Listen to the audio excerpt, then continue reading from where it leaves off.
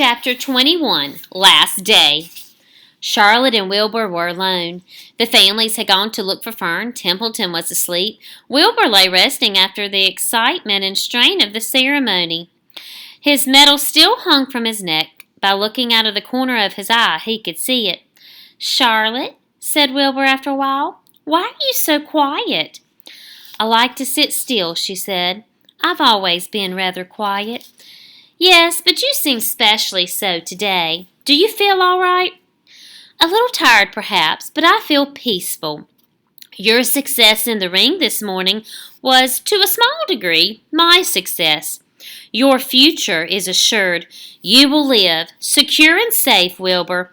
Nothing can harm you now. These autumn days will shorten and grow cold. The leaves will shake loose from the trees and fall. Christmas will come, then the snows of winter.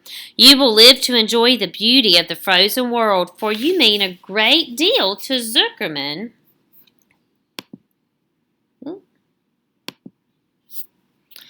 "A great deal to Zuckerman, and he will not harm you, ever.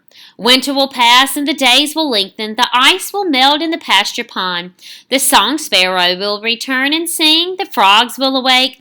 The warm wind will blow again. All these sights and sounds and smells will be yours to enjoy. Wilbur, this lovely world, these precious days." Charlotte stopped. A moment later, a tear came to Wilbur's eye. "Oh, Charlotte," he said, "to think that when I first met you, I thought you were cruel and bloodthirsty." When he recovered from his emotion, he spoke again. "Why did you do all this for me?" he asked. "I don't deserve it. I've never done anything for you." "You have been my friend," replied Charlotte. "That in itself is a tremendous thing.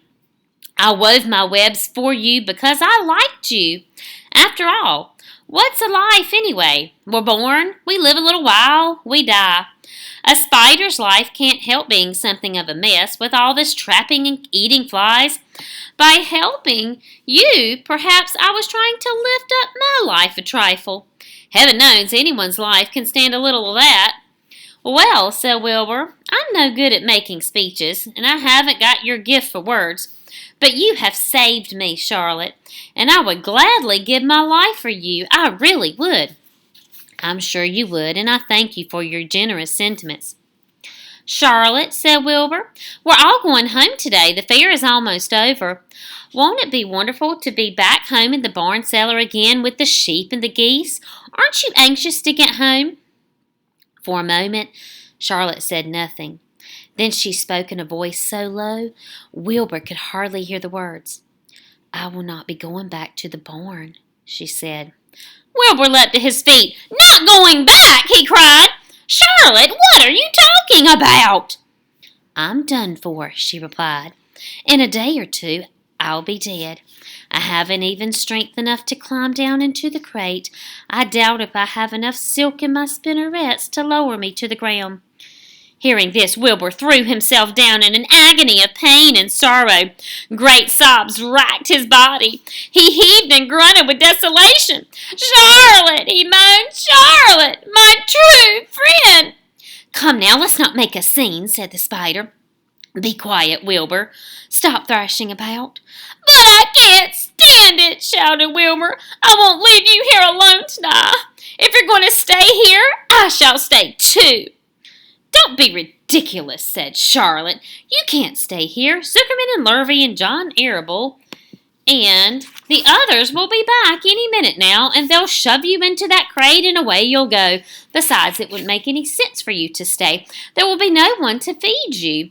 The fairgrounds will soon be empty and deserted." Wilbur was in a panic. He raced round and round the pen. Suddenly he had an idea. He thought of the egg sack and the 514 little spiders that would hatch in the spring.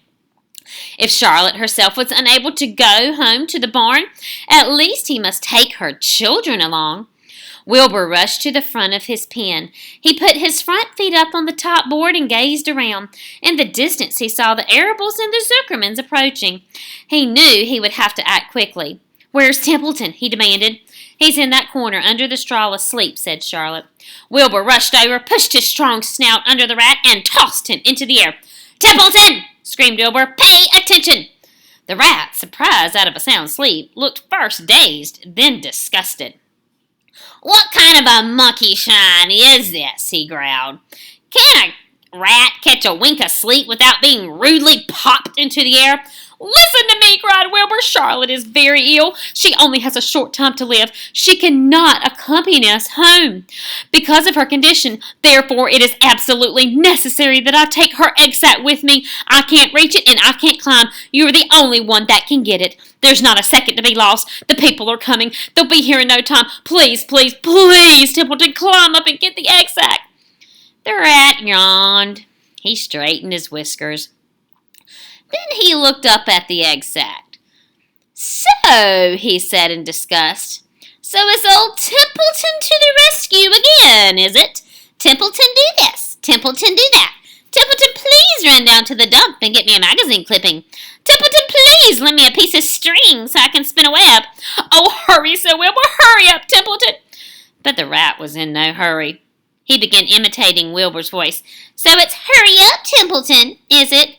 Ho, ho! And what thanks do I ever get for these services, I would like to know? Never a kind word for old Templeton.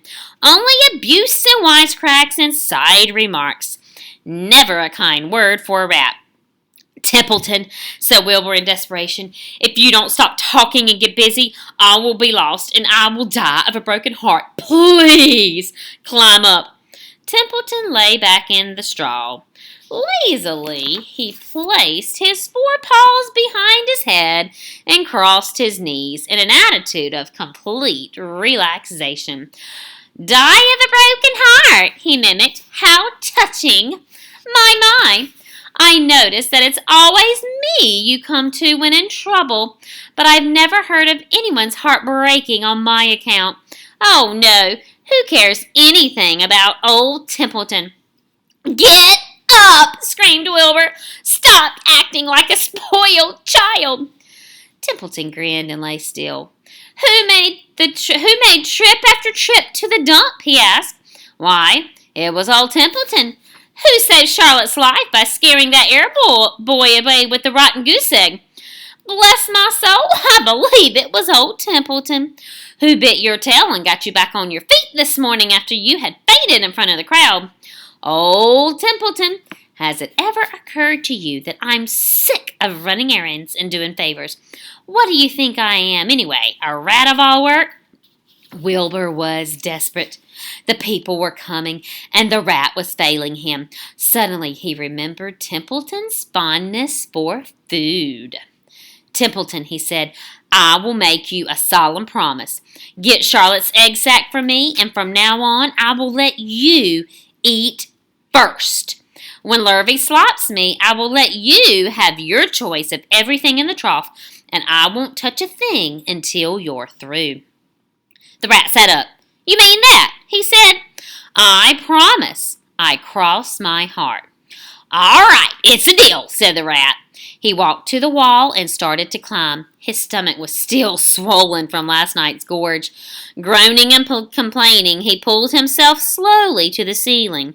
He crept along till he reached the egg sac. Charlotte moved aside for him. She was dying, but she still had strength enough to move a little. Then Templeton bared his long, ugly teeth and began snipping the threads that fastened the sack to the ceiling. Wilbur watched from below. "Use extreme care," he said. "I don't want a single one of those eggs harmed."